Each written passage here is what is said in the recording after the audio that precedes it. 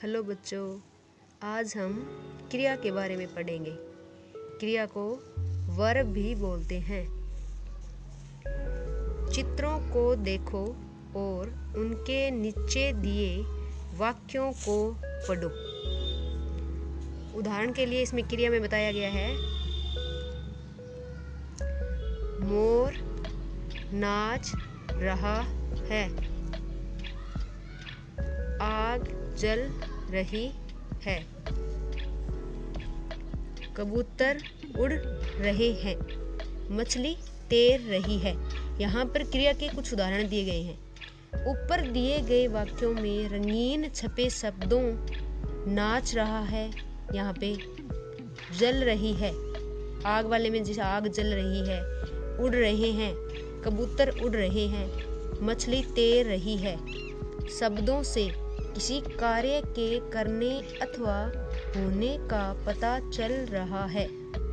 काम बताने वाले ऐसे शब्द क्रिया होते हैं। जैसा कि हमने इस परिभाषा में पढ़ा था, जिस शब्द से किसी काम का करना या होना पाया जाए उसे क्रिया कहते हैं। धातु प्रत्येक क्रिया का एक मूल रूप होता है जिसे धातु कहते हैं। जैसे कि धातुओं के उदाहरण आगे दिए जा रहे हैं, जैसे लिख, पढ़, हंस, खा, गा, कूद, नहा, पी, चल आदि।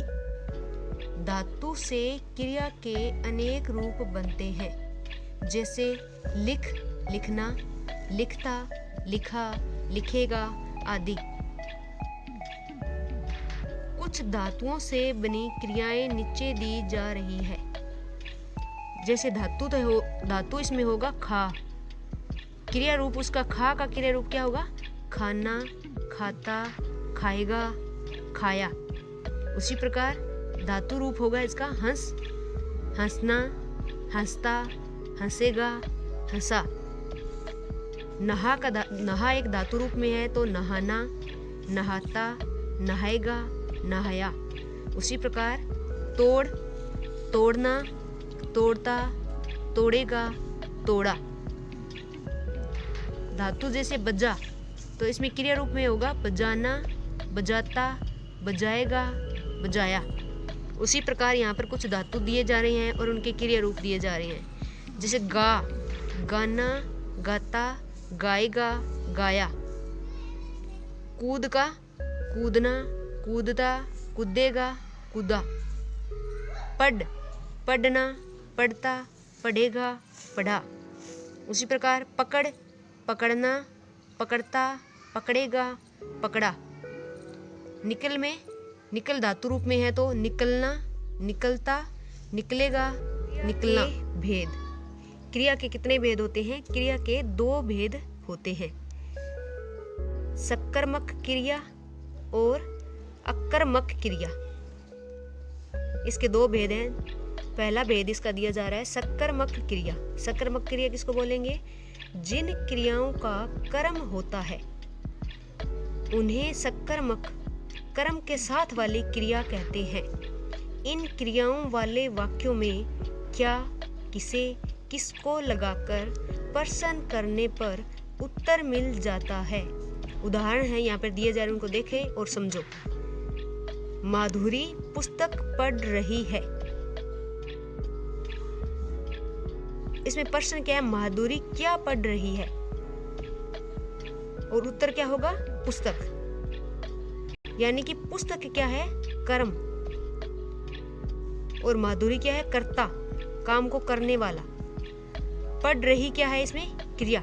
ये जो पढ़ रही है वो है क्रिया।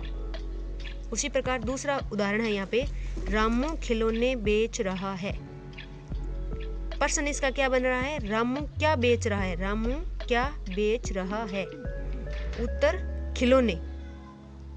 खिलौने क्या हो गया? उसका कर्म। और रामू क्या हो गया? कर्ता। कौन बेच रहा है? रामू बेच रहा है तो रामू कर्ता हो गया। बेच रहा है क्या हो गया? क्रिया। ऊपर दी गई क्रियाओं का फल असर यानी क्रम पर पड़ रहा है, अतः ये सकर्मक क्रियाएं हैं। सकर्मक क्रिया।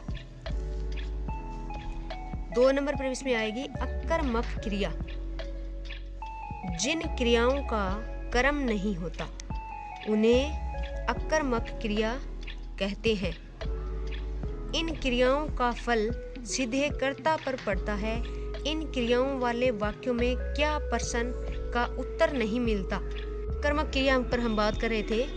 इन क्रियाओं वाले वाक्यों में क्या प्रश्न का उत्तर नहीं मिलता, बल्कि कौन प्रश्न का उत्तर मिलता है। उदाहरण देखिए और समझिए।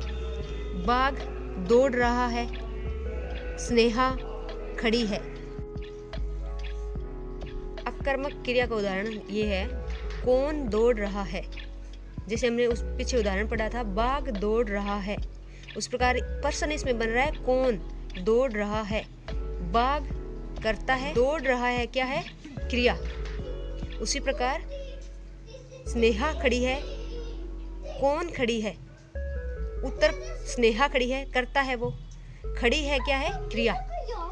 पर दिए गए वाक्यों में कर्म के न होने पर क्रिया का फल सीधे कर्ता पर पड़ रहा है, इसलिए इन वाक्यों में अकर्मक क्रियाएं हैं। जिस शब्द से किसी काम का होना या करना जाना जाए उसे क्रिया कहते हैं। क्रिया का मूल रूप धातु कहलाता है। क्रिया के दो भेद होते हैं, सकर्मक क्रिया और अकर्मक क्रिया। काम करने वाले को कर्ता कहते हैं। कर्ता जो काम करता है उसे क्रम कहते हैं। सकर्मक क्रिया में कर्ता का फल किसी अन्य वस्तु पर पड़ता है। अकर्मक क्रिया में कर्ता का फल स्वयं उसी पर पड़ता है। इसमें क्रम नहीं होता।